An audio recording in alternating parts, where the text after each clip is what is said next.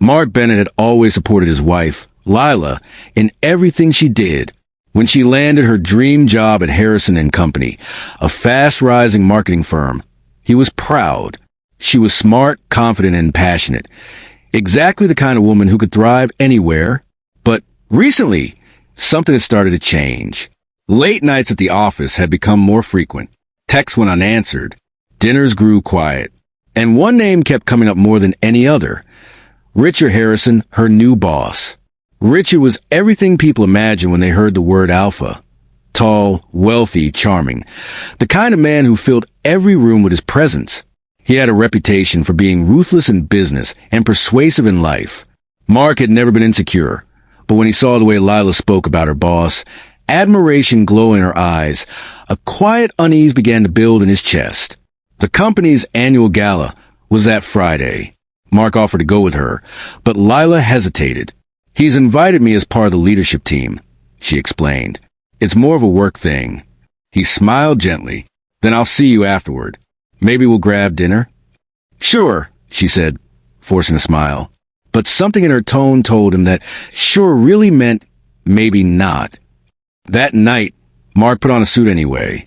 Something told him to show up, not to spy, but to understand what was really happening. The gala was held at the Grandwood Hotel, a shimmering display of wealth and status. The chandeliers glowed like stars. Waiters drifted by with champagne, and laughter filled the air. Mark slipped in quietly, blending into the crowd. Then he saw her. Lila stood near the center of the room, radiant in an emerald dress. But she wasn't alone.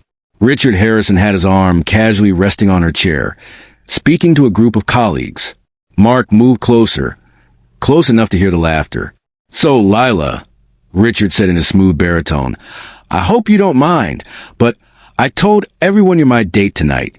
It seemed fitting, my most brilliant employee by my side." The table laughed. Lila's smile wavered. "Richard, maybe that's not appropriate."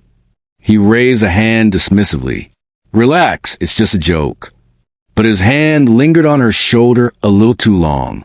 Mark felt heat rise in his chest, but he stayed still, breathing slow. He wasn't going to make a scene, not yet.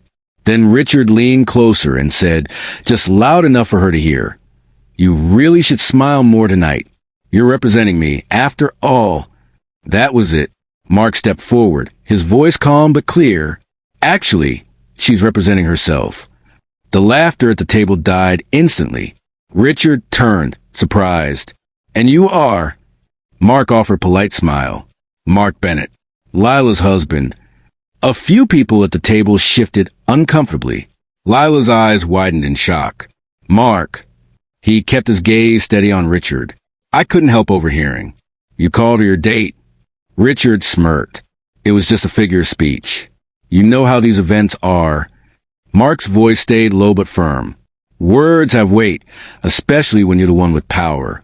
For a moment, silence blanketed the table. Then Mark turned to Lila. "Can we talk outside?" She hesitated, embarrassed. "Mark, this isn't the time." He nodded once. "You're right, but it's the truth."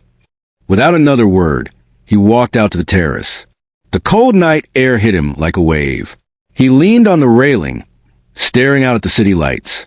He didn't know what hurt more, her silence or the fact that she hadn't corrected her boss sooner. A few minutes later, Lila joined him, wrapping her shawl tighter. "You shouldn't have come," she said softly. He turned to face her.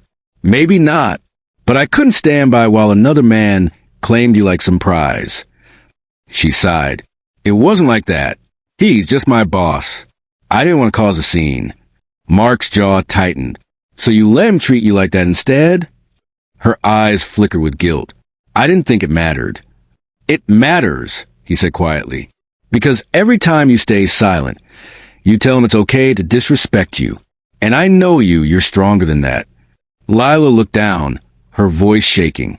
"I was afraid, Mark. He controls everything, promotions, projects. If I upset him, I could lose my job." He stepped closer, his tone softening. "Then we'll face it together. But don't ever let fear make you forget your worth." Tears filled her eyes. "I didn't mean to make you feel small." "You didn't," he said. You just forgot that we're supposed to be a team. She nodded slowly. You're right. At that moment, the terrace door opened again.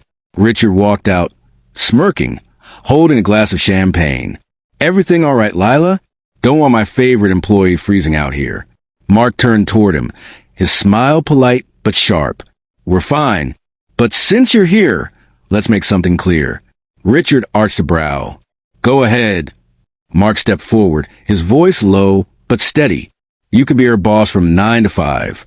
You can praise her talent, give her projects, even criticize her work. But when the clock hits 6, she's not part of your empire. She's her own person and she's my wife. So next time you introduce her, remember that. The air between them grew tense. For the first time, Richard looked uncertain. Lila stood tall beside Mark. He's right, she said firmly. I'm proud of my work, but I'm not your accessory, Richard. He blinked, clearly not used to being challenged. Lila, I didn't mean. Save it, she said, cutting him off. You did. With that, she took Mark's hand and walked away, leaving Richard standing there in stunned silence. Outside, as they walked to the car, Lila squeezed his hand. You know, you could have made that worse. Mark chuckled softly. I didn't come here to make a scene. I just came to remind him, and you, who you really are. She smiled faintly. You always did know how to make your move at the right time.